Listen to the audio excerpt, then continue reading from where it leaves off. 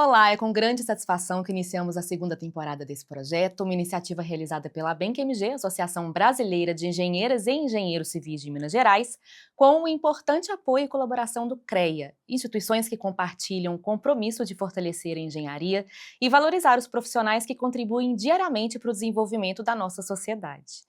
Nessa nova temporada, temos um propósito muito especial: destacar e celebrar a trajetória, as conquistas, os desafios e as contribuições das mulheres na engenharia. Ao longo dos próximos episódios, a gente vai conhecer histórias que são inspiradoras, experiências profissionais marcantes e reflexões sobre a crescente participação feminina em um setor fundamental para o futuro do país.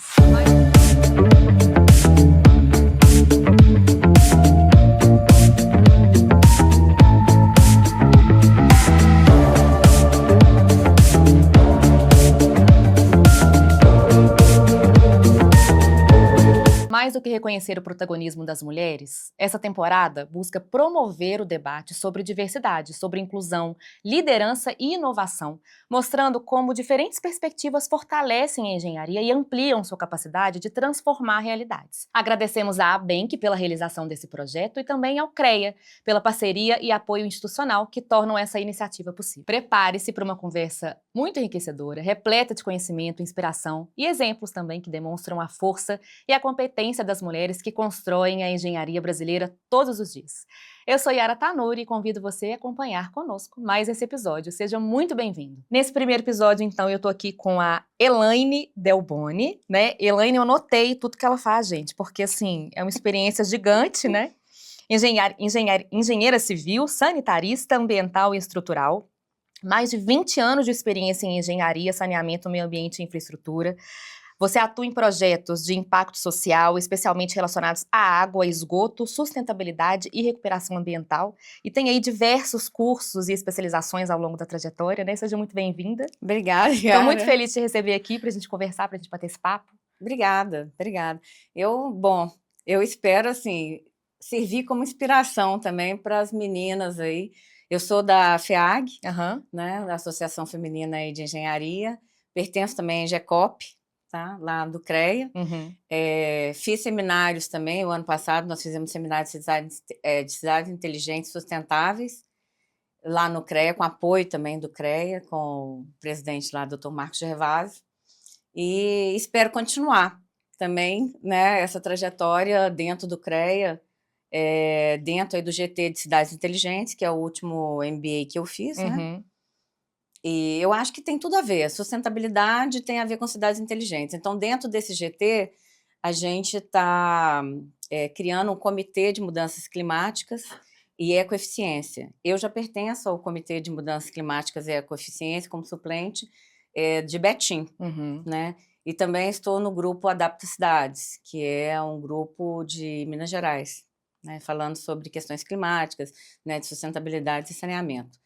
E questões ambientais, né? Sim. Hoje eu atuando como suplente dentro da prefeitura também de Betim, né? Municipal de Betim, e como assessora técnica, né? Da superintendência, né, para esses temas aí. Elaine, me conta uma coisa, a gente estava conversando um pouquinho aqui antes de começar, estava até te falando, né, que na minha época, talvez na sua também, né, a engenharia civil era vista como uma área muito masculina, né? Eu lembro, assim, de amigas que pensavam em fazer engenharia civil e acabaram não fazendo justamente porque tinha esse... preconceito também. Exatamente. Tinha. E aí, como é que foi para você isso, assim? Pois é, eu tenho 2 cursos superiores, né? Eu tenho graduação em desenho industrial, que foi a minha primeira faculdade, e aí eu não estava satisfeita nessa primeira faculdade, porque, na verdade, eu queria fazer alguma coisa que pudesse fazer projetos, mexer com projetos. Então, eu pensava muito, na época, em arquitetura. Legal também. Pois é, apaixonada com projeto. E aí, eu falava assim, gente, eu vou fazer designer, né, que é o desenho industrial, mas depois eu complemento com arquitetura. Aí eu tentei a minha segunda faculdade na PUC, né, e aí eu falei assim, não, quer saber de uma coisa? Eu vou mexer com engenharia civil, porque ela é ampla para atuação. Ela não restringe como a arquitetura. É verdade. Então, eu tenho vários campos de atuação, e na época eu estava trabalhando na Mannesmann, né? E já mexendo também, vendo como é que é a realidade, eu estava olhando muito a questão da água lá, E eu pensei assim, bom, já que é para fazer outro curso superior, eu não quero um curso que vai restringir a minha atuação dentro do mercado de trabalho. E o nosso Faz todo sentido, né? Pois a é. arquitetura realmente você ter ficado, quer dizer... Não, mas sim, eu ia acabar restringindo, que era o que eu sentia muito também dentro do curso de designer, que é desenho industrial, que ele restringe também o campo de atuação, quer dizer, a gente tem nichos, né, mais específicos de atuação. E eu queria ampliar isso, eu não queria ter que fazer outro curso, né, outra faculdade, mudar de área, fazer essa opção, né, mais tarde. Então eu queria complementar, né. E eu pensei na engenharia civil, não tinha, na verdade, porque ele faleceu. Eu tinha um tio que ele era engenheiro civil, sanitarista, e ele foi uma das minhas inspirações para entrar, né, e pensar na engenharia civil. Meu irmão também, que era engenheiro civil, formado pela PUC, e ele tinha uma consultora na época, né, e eu até atuei como estagiária dele nessa consultora.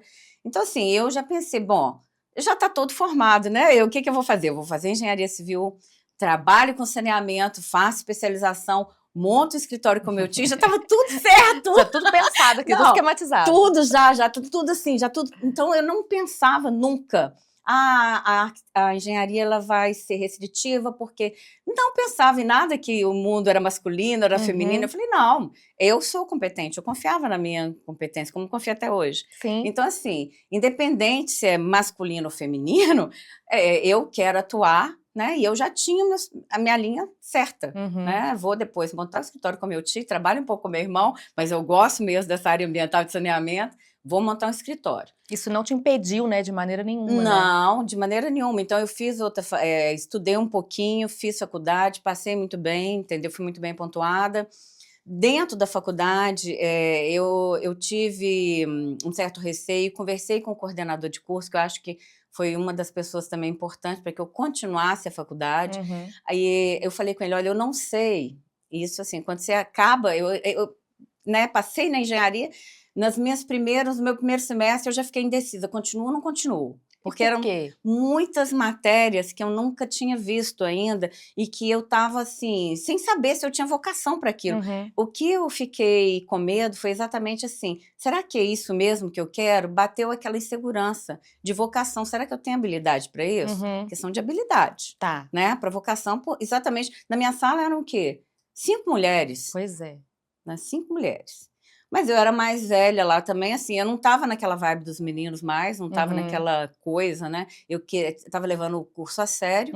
E os meninos, depois, eles começaram a me ter referência também, me ter como referência dentro da sala. Eu era legal, né? Representante de sala, depois eu fui presidente do comitê de formatura. Então, assim, depois eu fui selecionada para o PET, que era um programa, entendeu, da CAPES, né, dos melhores alunos, eles são selecionados dentro da faculdade para que eles desenvolvam um projeto, alguma coisa à parte, né, com uma carga horária separada também da parte da faculdade. E se a gente recebe uma bolsa para isso, né, é um programa federal. Então, eu fui também selecionada. Mas, bom, voltando ao assunto, né, desse coordenador de curso, ele falou, não tem nada a ver. A gente adquire habilidade conforme a gente vai se esforçando para aquilo. Ninguém nasce com vocação. Você pensa que você está assim, eu vou ter um aluno brilhante aqui, porque ele vai entrar brilhante. Não é isso. Mas eu acho que existe, desculpa te Claro, cortar, mas não. é porque existe um pensamento também que tem uma diferenciação, às vezes, na criação das meninas e dos meninos. Tem. E aí a gente acha que a gente não tem determinadas habilidades, mas na verdade a gente nunca nem foi apresentada, né, assim... algumas coisas que os meninos que são apresentadas para os meninos, né? E a questão da engenharia, eu acho que, assim, sempre se criou aquele mito, assim, a engenharia é masculina. Não, a engenharia não é masculina. A engenharia é de todo mundo. Ela pode ser, tanto é que eu me sinto engenheira, muito mais capacitada do que muito homem, e por aí vai, é questão de habilidade que você vai desenvolvendo, né? E isso acontece na faculdade. Você vai adquirindo habilidade ao longo do curso e você vai desenvolvendo aquela habilidade e, assim, se você não é boa numa matéria, você vai estudar até ser melhor. Eu era uma das melhores na minha sala. Por quê? Porque eu não ficava com aquela preguiça, não, eu vou fazer prova, eu não vou depender da cola, eu vou fazer a prova. porque eu quero aprender. Então, assim, tinha essa... Eu sempre tive essa maturidade, né? Talvez a questão de muitos jovens entrarem na faculdade muito cedo, É verdade. sem a maturidade, eu acho que eles não pensam por esse lado. Eu já queria o quê? Ó, eu quero fazer uma boa faculdade para eu ter uma boa qualificação e conseguir um bom emprego. Sim. Né? Então, eu já pensava nisso. E a minha faculdade foi, assim, tão boa que depois, assim que eu formei, eu fui convidada para trabalhar também com o professor da PUC, que é o meu professor Mariomar, né? Ele era de cálculo estrutural, e eu fiquei trabalhando no escritório dele durante 2 anos com cálculo estrutural. Você terminar a faculdade, ser convidada para trabalhar pelo professor, já é também realmente ser... Você era uma ótima aluna mesmo, né? Se esforçava muito. Exato. Não, mas eu te falei, eu era do PET, eu fui selecionada para conseguir essa bolsa do CAPES, entendeu? E para desenvolver um trabalho paralelo ali, né, dentro da faculdade. Elaine, me conta uma coisa, como que surgiu, como é que veio o saneamento, então, na sua vida? Pois é, então assim, eu já tinha, mesmo apesar de estar trabalhando no cálculo estrutural, eu já tinha aquela coisa, eu vou trabalhar no escritório com meu tio em saneamento. Ah, tá, porque seu tio trabalhava já com saneamento. Já trabalhava no saneamento na Copasa. Então, assim, sempre foi uma visão que eu tive. E ele, da minha primeira faculdade, ele me ensinava algumas coisas que eu perguntava. Então, assim, eu tinha a noção de hidrossanitário, mas não de saneamento público, aquele saneamento de cidades, né? Que seria um macro sistema. E o que ele sempre me aconselhou? Não, você tem que fazer uma pós, um estudo. Eu falei, não, ok, então eu vou seguir essa linha. Depois nós vamos montar um escritório juntos, nós vamos trabalhar. Ok, então perfeito. E aí eu fiz isso, eu fiz pós-graduação, depois trabalhei num escritório, né? Aí eu tive que montar, eu saí do meu professor, né, do escritório dele, abri uma empresa de engenharia, um PJ, para atuar no saneamento. O saneamento ele ainda estava começando, né, no Brasil. Assim, ele tinha poucos escritórios, né, isso que eu quero dizer, principalmente Belo Horizonte, eram poucos lugares que desenvolviam esse tipo de trabalho, de projeto. Eu sempre, na verdade, gostei de projeto, né, nunca fui de execução. Trabalhei na consultora do meu irmão, mas eu ficava... Não, sabia que assim, a minha área, o que eu gostava mesmo... Era projeto, era desenhar, mexer no CAD, né, em computador, criar, né, era voltado para isso. Aí eu trabalhei em escritórios, né, de saneamento, né, desenvolvendo, claro, né, aprendendo sempre, desenvolvendo conhecimento. Então, tudo que a gente vai fazer, não adianta você falar assim, vou fazer agora. Não, você tem que ter uma base, você tem que buscar conhecimento, você tem que estudar, você tem que tentar entender, né? Porque saneamento é complicado, não é simples, mas claro que tudo que é trabalho, você tem que ir se aprimorando. Então, você vai a campo, você vai entendendo o processo, o que é o saneamento, né? E entendendo as dificuldades, porque senão existiam milhões de pessoas formadas, né? Só assim, eu vou sair da faculdade, vou trabalhar em saneamento, mas não, você tem que ter uma trajetória. Tudo são degraus, né, na vida da gente. Né? Você não tem como e chegar lá em cima e falar assim, ó, cheguei. Né? Às vezes você chega lá em cima e você fala, não sei tudo que eu precisava saber para estar aqui, né? Exatamente, você tem que ter uma bagagem, um conhecimento. Então, assim, faz parte, né, da vida e tudo isso é aprendizado. Né? Não existe uma coisa que você vai falar assim, eu vou atuar com drenagem, mas não é bem a área que eu quero, que é água e esgoto. Não. Inclusive, saneamento, ele é composto por drenagem, você estava lixo, me contando, porque eu confessei aqui para a Elaine que eu não sabia tudo, assim, sobre o saneamento em si, né? São várias áreas, sub-áreas. Essas quatro, são esses 4 eixos, que é a água, esgoto, a drenagem e o lixo, o resíduo sólido, né? Então, o que acontece? A gente vai adquirindo experiências, visitando obra, fazendo parcerias. Então, eu tenho algumas empresas hoje que eu estou envolvida com 2 processos de licitação, né? Que o Brasil, ele é assim, né? Tem hora que nós temos algumas licitações, né, que a gente consegue ganhar, né, e prestar serviço, outra hora não aparece licitação nenhuma, não aparece nada. Então, é questão econômica mesmo, né, porque você tem que ter uma verba, você tem que ter um dinheiro já destinado para você lançar um edital, né, uma licitação no mercado. E aí eu também presto muita consultoria para prefeituras, então outra referência minha também, que foi a Funasa. Então o CREA, através lá de um outro presidente, gestor, me indicou para a Funasa para um trabalho de fiscalização. Só que na época eu estava com meu filho muito pequenininho, eu tinha acabado de ganhar, então eu não tinha como ficar visitando as cidades do interior. Né, para mim era um trabalho bem complicado, mas era um trabalho que eu iria adorar fazer. Mas a questão de ser mãe, a gente tem que, não é que priorizar, mas assim, você tem que tentar equilibrar o máximo possível, né? Porque ele não me tirou do mercado, a questão da maternidade, a questão de ser mulher, nada disso me fez sair do mercado dentro de uma coisa que eu gostava, dentro do nicho que eu gostava, que seria o saneamento, né?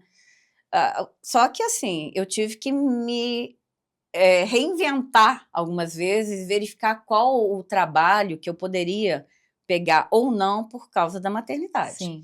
Então isso eu acho uma das características boas da mulher. A gente consegue se reinventar toda hora, porque a gente tem multitarefas. A gente consegue ser multitarefas. Então eu consegui fazer isso. Você sente que você priorizou um pouco mais a carreira no início, assim, para depois ser mãe no momento que você estivesse um pouco mais já estabilizada? Você sente que teve isso ou não? Sim. Aconteceu dessa maneira, realmente. Eu fui bem, assim, focada na carreira, né, o tempo todo. E quando eu já estava mais estabilizada, quando eu estava trabalhando com muitos projetos no meu escritório, né, que eu tenho, aí eu realmente fui mãe. E trabalhei muito de home office, então quando o pessoal estava falando naquela época... Você já trabalhava? Que a minha equipe já estava trabalhando em home office há muito tempo. Gente, que maravilha. E a minha equipe. E assim, eu vou te falar, trabalhava, eu tinha os meus ajudantes, os meus estagiários, e engenheiros também, né? Só que assim, eu considerava uma equipe de amigos, de apoio. Não eram funcionários, eram colaboradores mesmo, mas de apoio.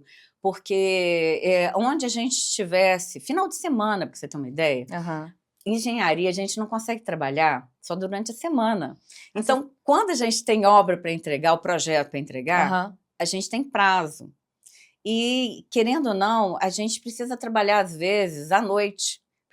A gente tem que resolver essas questões de prazo, né? Então, eu cansei de ligar final de semana, à noite, para os meus colaboradores, né? Para uma engenheira que, assim, nossa, me apoiou demais durante todo o processo, que é a Adriane, e nós resolvíamos as coisas por telefone, a gente estava com a sintonia tão boa, quer dizer, o home office funciona. Ele funciona perfeitamente. Então, assim, a gente já tem internet que nos dá apoio, né? Então, o home office foi uma questão de, assim, adaptação. E a pandemia nos obrigou, né? Mais uma vez, a ter essa adaptação. Mas eu já fazia o home office por causa da minha situação, né? Há muito tempo. Né? Então, a gente já tinha, não tinha questão do local. Eu tinha um escritório, eu ia nas reuniões, eu precisava de alguma coisa mais urgente, eu ia até lá, mas fora isso, a minha equipe trabalhava em casa, tá?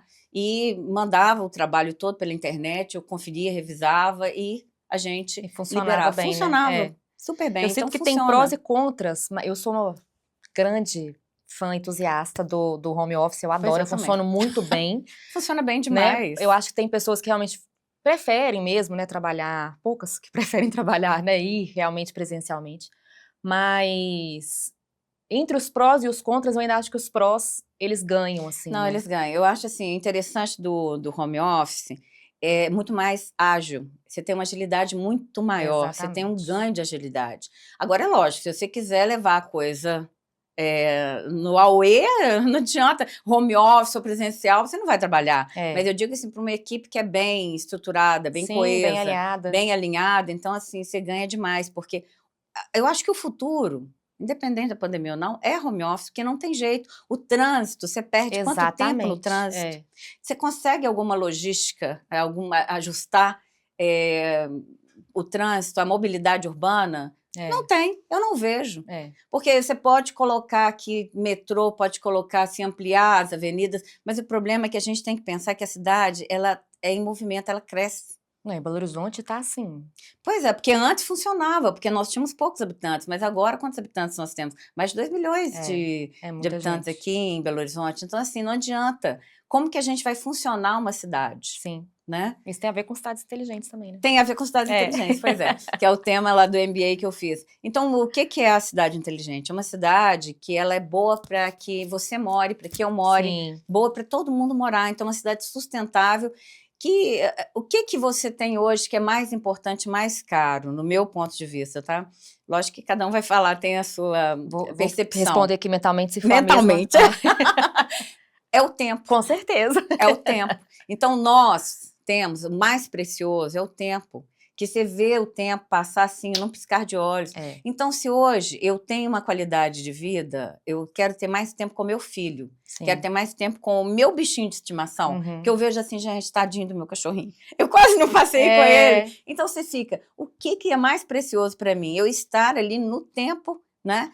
O mais tempo possível. Sim. E aí eu vejo que a cidade, ela tem que te proporcionar isso. Então, assim, a cidade inteligente, ela tem que entender que nós estamos sempre em movimento, a cidade também, mas ela tem que mostrar agilidade em todos os processos. Eu tenho que ser sustentável, eu tenho que ter água, porque a água tratada é potável, que ela tem que chegar, né? E aí eu tenho que ter uma fonte também, que ela, infelizmente, a fonte é esgotável, mas assim, a gente tem que ter essa percepção, entendeu? De reutilização de água. Isso aí também é do tema do meu trabalho, dos trabalhos que eu ganhei foi em Portugal, né? Uma premiação, que ele foi publicado lá, e também aqui na SME, na Dom Helder Câmara, que ele ganhou também sobre a reutilização da água de esgoto mesmo. Né? Esse trabalho é interessante falar sobre isso. Eu fiquei curiosa. Pois é. Porque é o que a gente fala, a cidade inteligente, ela tem que... É uma cidade sustentável, uma cidade que eu tenho que ter vida, né? Tem que ter natureza, tem que ter árvores, porque eu preciso que... Porque aqui é uma cidade, é um núcleo que fica muito quente, tá? É uma ilha de calor que a gente fala.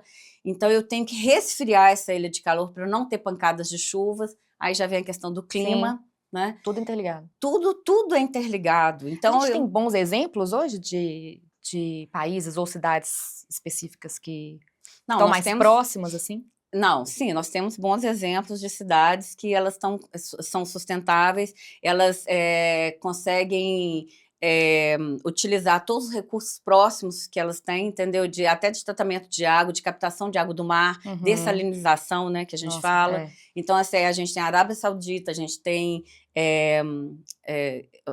Austrália, nós temos Irã. Irã, não, peraí. Israel. Eu estou falando confusão. Nós temos Israel, então assim, nós temos bons exemplos de países, né, que fazem que utilizam todos os recursos, tá? E conseguem reutilizar essa água também. Então, há pouco tempo, nós fizemos alguns congressos aqui, onde que a gente fala, né, a gente estava trazendo ideias, exemplos do exterior, e mostrando que realmente, até a questão lá da Holanda, desse curso que eu fiz na Delphi, entendeu? Falando que a gente não pode confinar a água, a gente tem que deixar o curso da água aberto para manutenção, porque aí eu vou pegar um exemplo que eu não sei se muita gente vai gostar, não, do Rio Arrudas, essa questão da manutenção, porque nós temos a parte ali do Boulevard, né? Sim. Que nós confinamos o rio ali, então nós fizemos uma galeria, tá? Enorme, né, onde o leito do rio ele passa ali por baixo, ele é fechado por cima. Só que o que eu precisava para um rio desse, para o Rio Arrudas, ou qualquer rio que recebe areia, resíduos, entendeu? É uma manutenção constante, uma limpeza, para evitar a inundação. Entendeu? Então, a calha do rio, ela tem que ser mantida, só que o volume do rio, quando a gente impermeabiliza a cidade com calçamento, o que acontece? Ao invés da água infiltrar, ela vai toda para o Rio Arruda, vai toda para os rios que já são direcionados, entendeu? E junto com essa água vai muito o quê? Muita areia, muita sujeira, que vai sendo depositado no fundo do rio. Então, o que acontece com a lâmina de água? Ela vai subir, e nisso aí, na hora que chega a enchente, extravasa. Aí é que dá o retorno, entendeu? Enfim, né? Por isso que nós temos as bacias de contenção, tá perfeita a bacia de contenção, mas a gente tem que fazer o quê? Uma manutenção. Então, a gente tem que prever que isso aconteça antes. Isso faz parte da cidade inteligente, sim, tudo que eu tô te falando, entendeu? Por quê? O ideal é eu ter uma cidade onde eu tenho pontos de inundação? Não, não é ideal esses pontos de alagamento, tá? Onde eu tenho inundação ali. O ideal é eu conseguir uma cidade que tenha mais infiltrações, que tenham ruas mais calçadas, que possam permitir pontos de acesso de infiltração ali, de água de chuva, pontos de jardim, por exemplo, né? Em ruas que eu vou mapeando. Quando a gente fala de um trabalho, que é o Plano Municipal de Saneamento Básico, a gente sai pelos municípios mapeando os pontos que tem colapso, algum ponto de problema, ou que pode acontecer um colapso ali, entendeu? Que tem um desmoronamento de terra, né? Que eu fiz também o curso de recuperação de área degradada, quer dizer, tudo é interligado, né? Não adianta a gente pensar assim, não, mas isso é separado, é só na parte de terra, movimentação de terra, não.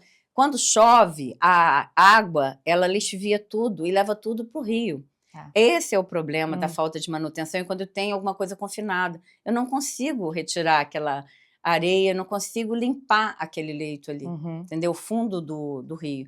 E isso vai fazendo que ele estreite, né? Que fique cada vez mais confinado aquele local. Então, por isso que no caso desses países, eles estão retirando o cobrimento, aquela parte, abrindo para dar essa manutenção, para que isso consiga ficar, e até para oxigenar, porque o oxigênio ele vai fazendo o quê?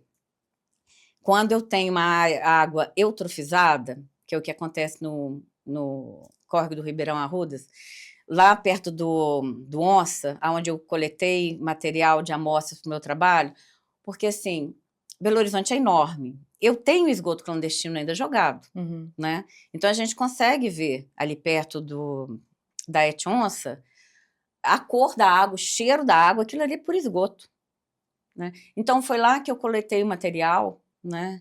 Com a ajuda de outro engenheiro também que participou desse processo comigo, que é o Mário Inácio. Ele me ajudou a coletar esse material, então nós coletamos a amostra ali. Eu fiz o teste, entendeu, com ultrafiltração, com uma vela de ultrafiltração, que é igual essas velas eu tinha um protótipo, tá? E a gente verificou que depois que passou pela essa vela, a água ficou sem material biológico, sem nada, ficou uma água própria para consumo, porém, claro, né? Dentro da portaria tem que passar por cloração, tem que passar por receber outros produtos químicos. Mas aquela água com a ultrafiltração só, a água de esgoto, você tem que pensar nessa água negra, ela já se tornou própria para consumo humano. Entendeu? Então, ela já se tornou uma água potável.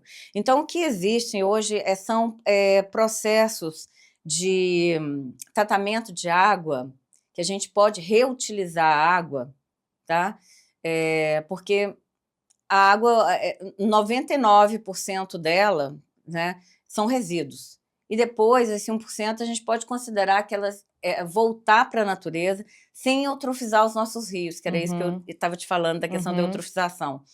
A eutrofização é o excesso de matéria orgânica na água. Quando eu tenho um excesso de matéria orgânica na água, eu tenho um excesso de crescimento de bactérias. Essas bactérias, elas se alimentam da matéria orgânica, só que elas comem também oxigênio. Quando elas comem esses oxigênios, se alimentam dos oxigênios, fica sem oxigênio para os peixes. Gente. E para, entendeu, para a ictiofauna.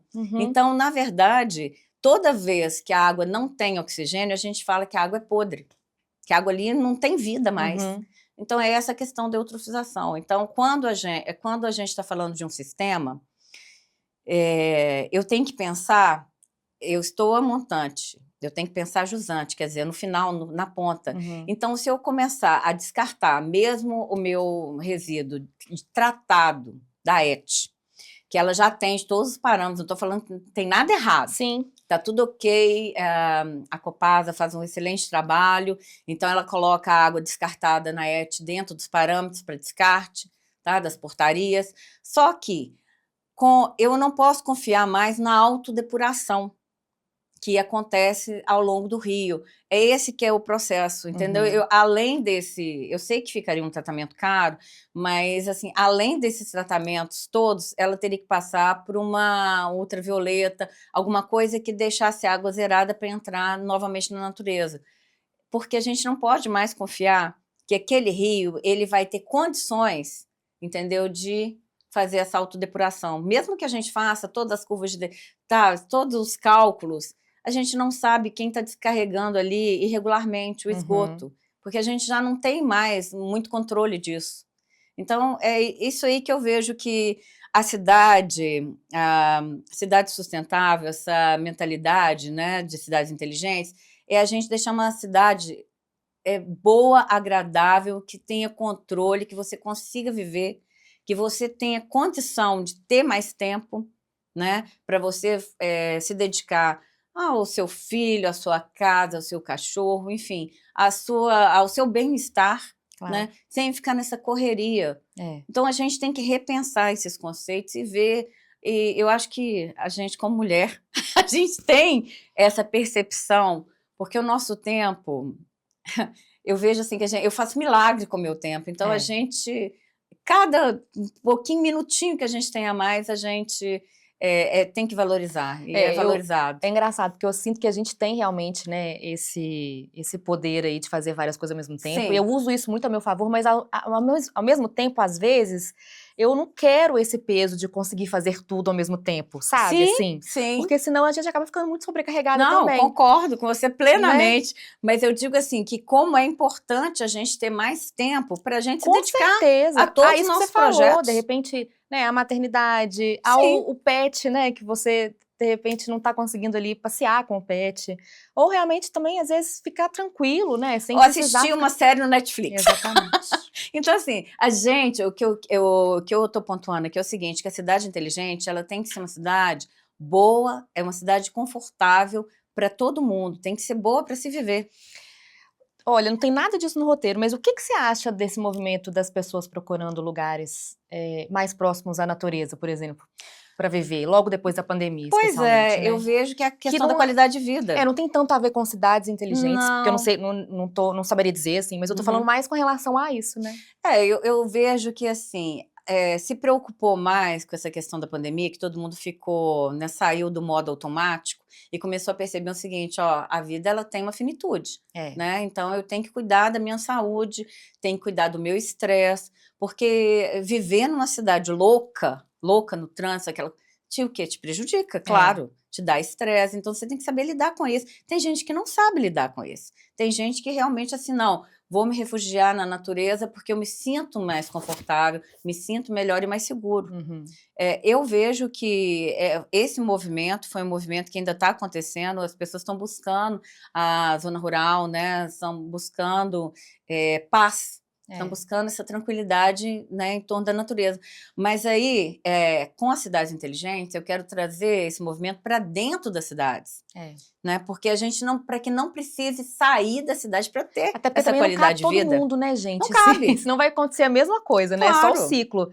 São ciclos, exato. Então, quando a gente começa a trabalhar e entender, né, o que é realmente a cidade inteligente, a gente percebe que, assim, que a gente tem que mudar o automático e buscar mais tranquilidade, tem que fazer as coisas com mais agilidade. Então, o home office, né? A digitalização de todos os serviços, entendeu? Por exemplo, eu tenho um serviço burocrático, um serviço de prefeitura, ou IPTU, todos os seus dados têm que estar ali, você tem que ter acesso a isso, à internet, tem que ser uma maneira mais rápida, entendeu? De acessar, de informar, de pagar. Então, eu vejo que a gente tem que ter tempo, tem que ganhar tempo no nosso dia a dia. Com certeza. Porque tempo é a qualidade de vida que a gente tem que ter. Me conta uma coisa, a gente estava falando sobre o papel das mulheres, né, na engenharia e especificamente agora na área de saneamento. Como que você vê, qual é a sua visão, assim, do papel das mulheres nessa área? Como que tá, assim, a participação das mulheres? Você tem muitas colegas mulheres? Não, não tenho. Nessa área de saneamento não tem muitas mulheres não, para te falar a verdade. Uhum. Eu vejo assim, olha, a engenharia ela tem muitas frentes de trabalho, né? E você tem que se identificar com alguma delas. Você se identificou, aí você corre atrás e vai se especializar, né? Vai entender, vai entrar no mercado, vai ser funcionário, vai aprender, vai ter um mentor ali do seu lado, né? Eu tive mentoras, eu tive fontes de inspiração que eu falei assim, nossa, me inspirando nessa mulher aqui, porque são mulheres que eu falei assim, gente, que é isso, cargo de liderança, proativas, é isso que eu quero para mim, né? É tão bom, né, quando a gente consegue enxergar e aí a gente realmente, parece que algo nasce na gente, assim, né? A gente percebe que, olha, dá para chegar ali. Não, e outra coisa, você vê, é uma fonte de inspiração, eu tive 2 fontes de inspiração na Vale, né, na Vale do Rio Doce. Uma, quando eu fiz, era trainee, a chefe do departamento era uma mulher, linda por sinal, assim, sabe? Você via que ela era completa, era uma pessoa inteligente, era mãe. Então, assim, é isso que eu conseguia visualizar, né? Naquela época eu era estagiária, eu falei, gente, consigo fazer tudo isso, né? E consigo, não sei se eu vou chegar no cargo dela, mas eu consigo liderar uma equipe e muito conciliar com tudo, é inspirador demais. Aí agora, trabalhando recentemente, né, nesse desastre aí da Vale, que aconteceu, né? Você atuou no rompimento, né? Atuei no rompimento, atuei como fiscalização, né, como especialista para Master 1, para validar mesmo os projetos que estavam sendo feitos, para ver se estavam corretos, sobre saneamento, que eram projetos que eram desenvolvidos nos 187 municípios, né, que foram impactados pela catástrofe no rompimento, e que a gente conseguia ali dar o suporte técnico, orientar, está construído correto, não está correto, então tem que revisar. Então, como eu tinha essa expertise na parte da estrutura, né, do concreto armado, e da parte ambiental e de saneamento, então eu conseguia conciliar essas duas gestões para fazer essa fiscalização desses processos. Então, a gente ia em loco, verificava o que estava, o município solicitava, né, a princípio, qual que era a demanda, e a Vale providenciava os projetos para eles serem executados, né? E eu era a fiscalizadora que validava se o projeto estava correto ou não, porque são poucos especialistas, né? Eu acho que em toda a área são poucos especialistas, a gente não tem muitos especialistas, né? Como que você se sentiu trabalhando? Eu amava porque eu podia ajudar, era uma sensação assim de, nossa, que bom que eu consigo fazer alguma coisa, né, em prol do outro, né? É muito gratificante, porque você pensar assim, eu consigo melhorar a vida, né, daquela comunidade, daquela localidade, é muito gratificante. Mas você consegue ter esse sentimento também, para além desse trabalho que você fez especificamente para a Vale, né? No dia a dia, assim, trabalhando com saneamento. Às vezes eu sinto, até na minha profissão, a gente fica um pouco distante, né? Assim, quando a gente vai, às vezes, subindo, assim, a gente vai ficando distante um pouco de conseguir enxergar o que a gente está fazendo, assim. Você consegue enxergar o valor do que você faz? Olha só, como eu sou PJ, até hoje, né? Então, eu tenho uma empresa, ela foi fundada em 2002. Então, ao longo da empresa, eu sempre fiz consultorias para prefeituras, né, e para os municípios, né, e sempre peguei projetos em parcerias ou sozinha com a minha empresa em licitações, tá? Então, eu sempre entrei em consórcio. Então, tem uma empresa que eu atuo muito em consórcio, vou te falar de uma experiência que eu tive, tá? É a Fama. Ela é uma empresa de engenharia e tem muitos anos que a gente já faz essa parceria, né? A gente já trabalha com consórcio e a gente vem pegando projetos, vem desenvolvendo. E o último projeto, nós somos um projeto em Brusque, inclusive, agora, que nós estamos entregando, né, de saneamento, que é uma ampliação de uma ETA, e Brusque é Santa Catarina. Eu ia te perguntar o que é ETA. Tá.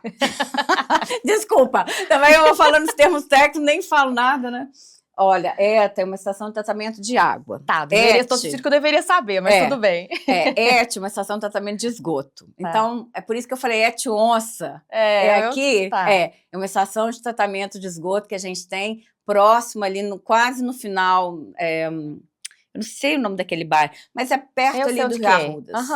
Eu esqueci. Eu não sei o nome do bairro, mas eu sei onde que é. Eu moro em Belo Horizonte há tantos anos, mas Belo Horizonte é tão grande que eu não sei o nome de todos os bairros. Mas, enfim, então a gente fez um projeto lá numa aldeia indígena chamada Cariri Chocó. Né? Eu com a Fama. Tá. Né? E eu fui a coordenadora desse projeto, porque eu tinha muito tempo, muita expertise na área de saneamento, e a Fama, ela tinha expertise na área de irrigação, de drenagem. Então, assim, nós aliamos as duas expertises, né, para a gente desenvolver esse projeto. Então, porque era um projeto grande, né, lá em Alagoas. Aí eu fui até a aldeia indígena, nunca tinha feito um trabalho, né, desse porte, porque era um sistema todo. Avaliei a questão do tratamento de água deles antes de sugerir um novo processo de tratamento. Para você ver como é que é a questão de saneamento, a gente sempre tem que pensar em manutenções, né? Eu acho que daria aqui talvez uns 3 podcasts para a gente ir contando tudo. Mas lá nessa aldeia indígena, ela é quase na foz ali de São Francisco com o mar, Cariri Chocó, ali a aldeia... eu esqueci o nome da cidade. Bom, mas depois quando eu lembrar do nome da cidade eu te falo. Mas o nome da aldeia indígena era Cariri Chocó. Tá. Aí eu estive lá e verifiquei que eles estavam captando diretamente do Rio São Francisco. Só que a água antes do Rio São Francisco, você podia fazer o tratamento simples de filtração, que atendia aos padrões, aos parâmetros, né? Não tinha muito coliforme fecal, não tinha nenhum problema.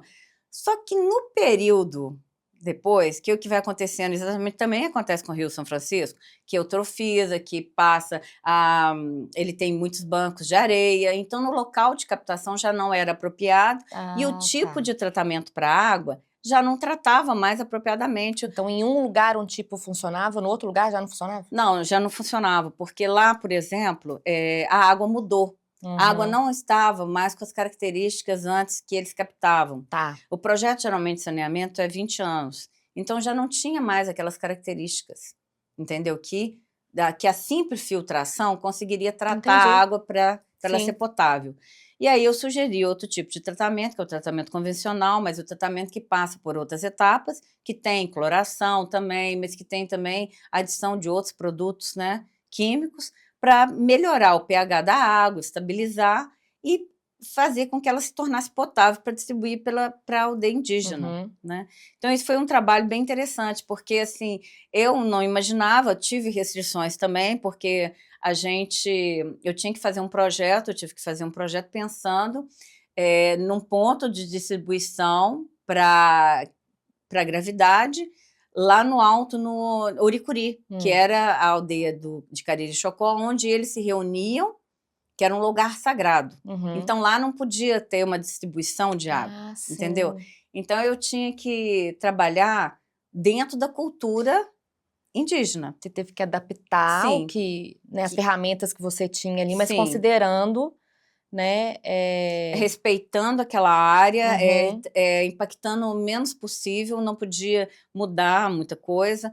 E eles já tinham um ponto ali onde eles já me orientaram onde é que eles queriam, então aquele ponto eu coloquei umas válvulas lá de redutoras de pressão para que a gente conseguisse subir a água para aquele ponto e depois baixar, ela voltar e distribuir nas casinhas que eram próximas, entendeu? Tô pensando aqui que tem um lado bem criativo, né, nisso. Tem a ver com o que você falou de querer fazer projeto, né, assim, de realmente olhar uma situação específica, porque quando a gente, às vezes, de fora vê, a gente acaba achando que tem uma fórmula.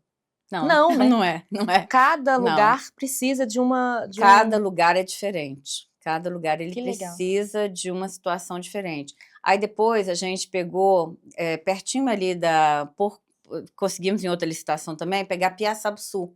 Piaçabuçu é próximo ao Cariri Chocó. É uma cidade, não é aldeia indígena, mas lá o que acontecia? a maré, quando voltava, né, quando estava maré alta, ela entrava bem no Rio São Francisco. Então, eles estavam usando águas mais salobras. Tá. E eles estavam querendo o quê? Uma melhoria na qualidade da água. Então, aí já foi outro processo. Então, eu já considerei que sair da foz, né? Coloquei a captação mais a montante para a gente conseguir uma água e especificou outro tipo de tratamento também para eles, né? Foi especificado. Mas já para sair também da água do mar, né? Da salinidade aí da água do mar. Entendeu? E nesse projeto da aldeia, que eu te fiz essa pergunta e você falou da aldeia, né? Então quer dizer que você sente que você conseguiu ver, né, o resultado assim do seu trabalho? Sim, porque não que você não veja em outros lugares, né? Não, sim, é porque quando a gente trabalha com projetos de licitação, a gente acompanha desde o nascimento até a entrega final dos processos. Então, assim, você vai à visita técnica, você verifica o local. Então, a mesma coisa que está acontecendo em Brusque também, tá? Então, dessa cidade que eu estou finalizando, né? Que nós já estamos entregando também em parceria com a Fama. Nós estamos entregando o projeto. Então, lá era o quê? Uma ampliação de uma ETA, de uma estação de tratamento de água. Então, a gente entende qual que é a dor do demandante, qual que é a dor do cliente, para que a gente proponha ali soluções. Melhor solução, né? Mas nem sempre a solução que o cliente imagina, né, é a melhor para ele. Então, como técnico, a gente tem que orientar. Não, isso não vai funcionar, isso vai funcionar. Elaine, você acha que a gente, né, nós mulheres, trazemos algo diferente, assim, na nossa visão? Especialmente agora se tratando da engenharia, né? Você acha que tem alguma coisa, assim, que é diferente? Eu gosto muito eu gosto muito da visão feminina, porque eu acho que a gente é mais detalhista, nós somos mais observadoras. Muito mais. Né, do que os homens. Eu acho assim, os homens, eles lidam com a pressão. Eles funcionam muito bem sob pressão, inclusive. Exato. Eu sinto. Não, mas eu também acho isso. Então, assim, tem essa diferença, mas eu vejo que nós somos mais observadoras. Nada contra o homem. Não, absolutamente. Nada. Eu acho, assim, os homens são altamente capazes, não é nada disso. Não sou feminista, não é nada disso. Eu digo assim, a mulher, ela tem que ocupar o lugar por ser competente. Não existe essa questão de divisão entre homens e mulheres. Eu acho que a equidade tem que acontecer, sabe? Mas, assim, mediante a sua competência. Não por ser homem e por conseguir achar que o homem consegue lidar melhor com determinadas situações de estresse que a mulher não consiga. É o que eu te falei. Eu, na área de comando, na Vale, eu vi 2 mulheres fantásticas que eu me inspirei nelas. E totalmente. Então, assim, eu vejo que elas conseguiam lidar com estresse, conseguiam lidar com trabalho com homens e com mulheres, ela conseguia lidar com essa diversificação toda sem ter problema nenhum. Mas aí volta tudo, não é questão de gênero, é questão de competência. Né? Você tem pessoas que têm o dom, que têm aquele posicionamento, e tem pessoas que não têm. Não adianta que aquela mulher ou aquele homem não vai chegar na liderança, não vai conseguir, entendeu? Nem comandar e nem ser obedecido.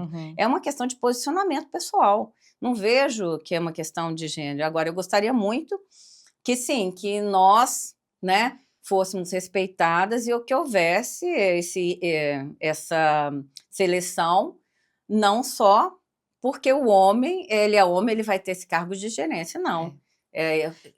Conseguisse também olhar, sabe, as nossas qualificações técnicas. Sim. Né? E fosse uma questão de igualdade mesmo, né? Como deveria ser, né? Exato, como deveria ser. Então, assim, por isso que eu vejo que eu montei a empresa, porque também não achava o mercado justo, né? Então eu falei assim, quer saber? Eu vou fazer o mesmo. Eu vou ganhar as licitações, eu faço parcerias. Então eu tenho os atestados técnicos, eu consigo tudo isso. Não vou depender, né? Mas também, assim, a minha vida foi mudando muito porque eu tive que dar alguns, né? Alguns nãos, né? Sim, lá no início também. No início, aí eu fui mudando a percepção, minha maneira de ver. Não consegui montar o escritório, né, de saneamento como eu tinha, mas montei ele sozinha, né? E eu acho que, assim, faço parcerias, eu trabalho com parceiros, né? E agora, o que eu vejo, assim, que a gente precisa divulgar o conhecimento. O que eu sinto agora, assim, de responsabilidade, até mesmo com as mulheres mais novas que me procuram, que conversam comigo, as engenheiras, é isso, ó.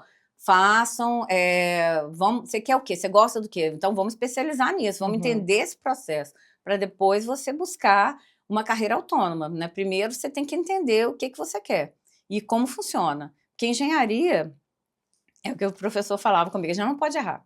É verdade. A gente, infelizmente, a gente não aceita erros na engenharia, não tem como. A gente tem que revisar o projeto. Ainda mais, você mexe com o saneamento, ele está ali debaixo da terra, mas se uma rede estoura, pode arrebentar, porque cair um bairro inteiro. É muita responsabilidade, né? É muita responsabilidade. Eu trabalho também com estrutural, então, assim, pode cair qualquer coisa. Então, eu peco, às vezes, pelo excesso, mas não peco pela falta. Ótimo. Né? Agora, você acha que no mercado em si tem que ser feita alguma mudança para que mais mulheres ocupem cargos de liderança? Eu acho que o conhecimento ele tem que ser mais acessível. A gente tem que fazer esse tipo de movimento que você está fazendo aqui. Eu acho fantástico, né? Para que as mulheres consigam ter esse conhecimento e tenham realmente assim, fontes de inspiração, né? Todas as mulheres que vocês chamarem aqui, todas as mulheres que são referências aí na engenharia, que se tornaram referência, né, ao longo da trajetória, que sirvam de fontes de inspiração para que as mulheres percebam, ó, eu consigo fazer isso também. Se ela conseguiu, ela é mãe. Entendeu? Passando por todas as dificuldades, porque assim, eu tenho o quê? 24 anos, né, de empresa. Então, nossa, eu peguei, né, vários problemas aí de economia, vários governos, né? Então, e é o que eu te falei, eu trabalho prestando consultoria, mexendo com licitação, tudo isso eu precisava de dinheiro de licitação, que era dos trabalhos que vinham, né? Eu vou te falar que, assim, se por acaso, eu ficaria muito feliz, por exemplo, se por acaso esse conteúdo caísse, assim, né, no celular de uma adolescente, de uma jovem que, de repente, está pensando, será que eu faço engenharia? Ou será que eu não faço engenharia? E visse esse papo com você, assim, que com toda certeza faria com que ela se inspirasse também, né? Porque é muito importante a gente ver mulheres em cargos de liderança, exercendo funções como as que você exerce. Eu acho muito interessante isso do saneamento, assim, né? Quando eu te perguntei lá no início, mas como que você, né? O que brilhou os olhos, né, na questão do saneamento? Porque é muito interessante, é uma área muito necessária, né? É uma área que você economiza R$1 investido em saneamento, você economiza muitos milhões aí em leitos e hospitais, porque o saneamento é o tratamento, né? A pessoa não fica doente, entendeu? Então você evita problemas. Investindo em saneamento. E como que você vê essa questão do saneamento agora, com esse marco do saneamento? Pois é, o marco regulatório do saneamento, ele tem essa lei de 14.026, né, que ela determina uma meta até 2030, até 2033, na verdade, a gente tem essa meta aí do novo marco regulatório. Bom, para a água, nós estamos com 88% aí de água potável distribuída no país, né? A água, eu acho que a gente consegue atingir a meta, tá ok. O esgoto, nós estamos com, se eu não me engano, 50,1% de esgoto tratado, tá? Não é o coletado é 55%. Isso a gente está falando de dados do país ou Não, do país que eu tô falando. País, tá. O Brasil tem 5.570 municípios. Tá. Então, eu estou falando assim do país, do geral. Então, para a gente chegar na meta, o que ele está considerando? A ODS é a mesma coisa, o Objetivo de Desenvolvimento Sustentável, que a gente fala, né? Que é a mesma coisa, ela tem a ver, tudo tem a ver com o marco regulatório de saneamento também. Então, ele determina que até 2033 a gente atinja 90% de esgoto tratado, coletado e tratado, não é só coletar, porque é muito fácil. Tudo bem que tudo é dinheiro, né? Sim. Eu vou lá. Mas é mesmo, né? Verdade. Eu vou lá coletar e jogo no rio, o que adiantou? Piorou a situação. Pois é. Piorou, porque se eu deixasse a fossa séptica lá, entendeu? Ou a fossa negra que fosse, eu ia estar fazendo pelo menos um tratamento simples ali de filtração. Aí se eu jogo direto no rio, Eu queria saber de quem que foi essa ideia. Não sei. Lá eu não sei. atrás. Não. Juro, teve um dia que eu tava olhando assim, eu falei, gente, mas será de onde surgiu essa ideia? Você sabe o que eu penso? É o seguinte, aí a gente vai falar de verba, né? Olha só, quando eu entro numa licitação, aí eu faço o projeto e tal, porque são as fases. Você tem um projeto, às vezes o projeto com obra, ou projeto e depois a obra. Tá. Quando eu vejo na obra, eu tenho lá no orçamento do meu projeto, vamos supor, ficou 5 milhões, tá? Aí eu vejo que a obra, depois que faz, porque a gente tem um time, esse é o problema, né? A gente tem uma defasagem, né, de preço. A planilha, o SINAP, ele altera de 6 em 6 meses, só para você ter uma ideia. Então, se eu tenho uma defasagem entre licitante que fez que ganhou, que fez o projeto, demora 1 ano mais ou menos, um projeto, dependendo do macro projeto do sistema, até a execução, vamos supor que eu perdi 2 anos. A planilha já está defasada. Então, como que eu vou criar, entendeu, um projeto, um sistema que foi calculado, né, com aquele recurso, se não tem mais o recurso ali, se já se perdeu. Aí, aí é o problema. Então, quando a construtora ou a prefeitura executa, ela tem que já pensar num processo inverso. Eu não tenho tratamento, então ok. Então, eu vou criar o tratamento, a ETA. Criei a ETA, ou a ET, né, no caso, eu vou pegar a rede necessária com esse recurso que eu tenho. Porque senão, não adianta nada, eu só vou criar rede e não vou criar tratamento. Ou então eu vou criar tratamento e não vou criar rede. Então, no próximo recurso, eu crio o restante das redes. Então, eu tenho que etapalizar o processo que não foi etapalizado antes. Então, o erro, talvez, sabe, é isso aí. A gente tem que aprender eu fazia muito isso na Funasa. Eu verificava lá os projetos, quando algum prefeito me chamava, falava, o meu recurso saiu. Vamos lá, pelo amor de Deus, me ajudar. Porque ele não consegue fazer, entendeu? Com o recurso que tem, o projeto todo. Então, ele tem que etapalizar. A etapa é essa. Então, eu preciso primeiro construir a unidade de tratamento e depois eu vou construindo as redes no processo. Mas é lógico, né? A unidade de tratamento tem que funcionar. Porque senão também dá Ministério Público, né? Vai falar, você construiu um elefante branco aí, nada com nada? Então, mas você percebe como é defasado, como acontece isso? E aí, lá no final das contas, o que eles optam por fazer? Vou construir só a rede e jogo no rio. Pois é. É um problema. O Helena não parece, mas a gente está chegando no final. Você acredita? Eu Não queria parece. agradecer mais uma vez pela sua presença nesse episódio do podcast, né? Obrigada. Que é uma iniciativa da ABENC com colaboração do CREA. E aí eu queria te fazer uma última pergunta para a gente encerrar. Que é sobre o legado, assim, que você gostaria de deixar para as futuras gerações de engenheiras. Se inspirem. Tenham motivação. É claro que vocês vão verificar se vocês vão gostar ou não, né? Primeiro, às vezes não gosta lá no início, né? Tem que ver mas isso. Mas aí é igual aquele coordenador do curso que falou, você tem que ver primeiro o seguinte, criem habilidades. Ninguém vai nascer com a vocação. Se você gostar, né, você tem em mente, eu gosto de saneamento, então eu tenho que passar etapas, eu tenho que vencer degraus, né? Mas se inspirem e busquem uma fonte de inspiração sempre, porque aí vocês vão desenvolver o melhor trabalho possível, né? E vocês têm que pensar assim, que tudo dá certo, e tudo tem problema, gente, tudo tem um ônus. Tudo tem, pode ter uma frustração ali no meio do caminho, né? Sim, vai ter sempre. Sempre que você estiver no trabalho, você vai encontrar uma pessoa que não vai estender um tapete para você, vai dificultar às vezes. Mas isso não é se amedronte, né? Não, nunca. Isso é normal, isso faz parte até do crescimento pessoal, porque isso aí está te ensinando a lidar com problemas, com crises, né? Então, eu acho que faz parte do crescimento profissional mesmo, e pessoal também, né? Obrigada, viu, Helena? Adorei te conhecer sua história. Obrigada. Tenho certeza que elas vão se inspirar. Obrigada. Ouvindo e assistindo esse episódio do podcast. Obrigada, viu? Obrigada.